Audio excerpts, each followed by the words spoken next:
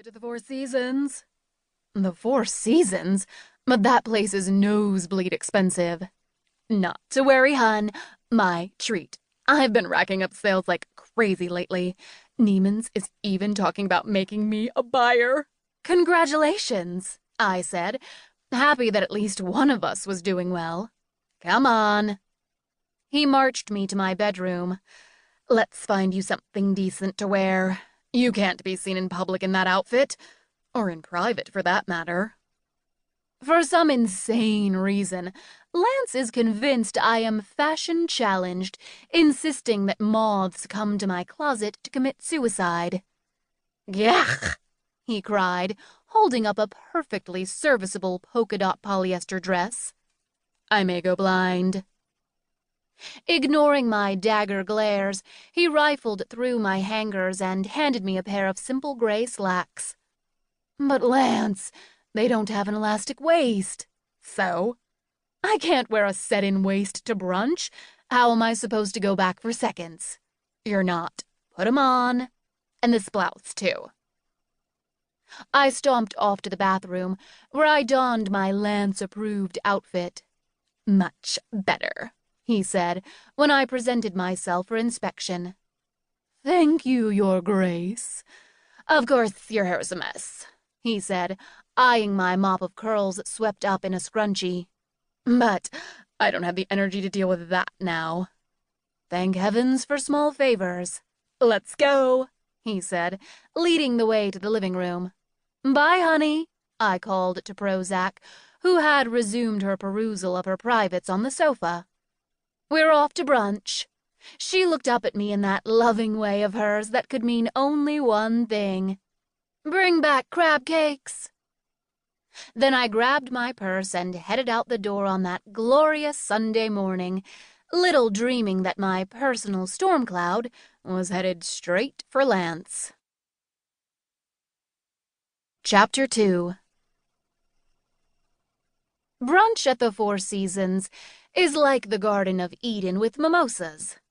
Tucked away in a lushly landscaped courtyard, the restaurant is cut off from most mere mortals by a carefully tended jungle of tropical vines and gasp-worthy prices. Lance and I had been seated at a cozy table for two, and were now sipping mimosas in the dappled sun, breathing in the heady aroma of gardenias. Maybe life wasn't so bad after all. Ready to hit the buffet table? Lance grinned.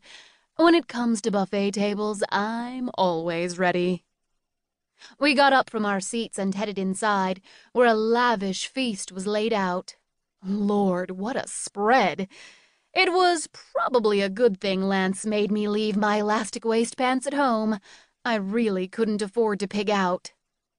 I'd just take some fruit and a blueberry muffin, and a smidgen of lobster frittata, and maybe a tad of ham, and a dab of hash, and gosh, those omelets looked good. You can see where this is going, can't you? When I was all done, I practically needed a forklift to carry my plate. Needless to say, Mr. Goody-Two-Shoes had just an omelet and a few shards of fruit, which, if you ask me, was a ridiculous waste of money. I mean, why pay a small fortune for an all-you-can-eat brunch when you're hardly going to eat anything? Hey, look, he said, as we headed back outside with our plates. There's one of my customers. Where? Over there. The gal at the corner table. He nodded to a primo table, where a striking redhead was engrossed in conversation with a tubby bald guy. Something about the guy looked familiar, but I couldn't quite place him. That's Bunny and Marvin Cooper, Lance said as we took our seats. They're swimming in money. He owns a chain of mattress stores. Wait a minute, I said, squinting at the guy. Isn't he Marvelous Marv, the mattress king? None other. No wonder he looked familiar. I'd seen him in dozens of tacky late-night commercials, wearing a crown and hawking his line of mattresses, fit for a king. He and Bunny got married last year. It was the go-to wedding on the Beverly Hills party circuit. Isn't she a little young for him? I asked,